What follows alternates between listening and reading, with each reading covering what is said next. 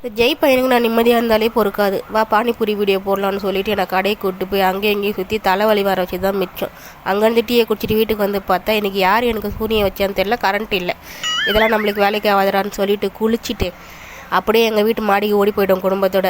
Panipuri challenge போடலான்னு சொல்லிட்டு எல்லாத்தையும் நானே அரேஞ்ச் பண்ணி நானே எல்லாருக்கும் சொல்லி கொடுத்து நானே ரிஹர்சல் பண்ணி பண்ணுறதுக்குள்ள ஐயோ போன தலைவலி திரும்ப வந்தது தான் மிச்சம். இதுக்கு இடையில தர்ஷன் பக்கத்து வீட்டிலேருந்து புறா எடுத்து அம்மா இதை அழகாக பறக்க விடுங்கம்மான்னு சொன்னான். நானும் பயத்தோடையே வாங்கி அப்படியே பறக்க விட்டு அதுவும் அழகாக பறந்து போச்சு.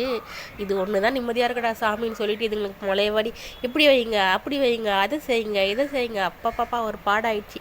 இந்த வீடியோவோட லிங்க் வந்து சேனலில் இருக்குது, மறக்காமல் செக் பண்ணி பாருங்கள். என்னென்ன கலாட்டாக நடந்துச்சுன்னு அதில் ஃபுல்லாக இருக்கும் பாருங்கள். பாய். நேரம் ஓகே எல்லாம் ஓகே.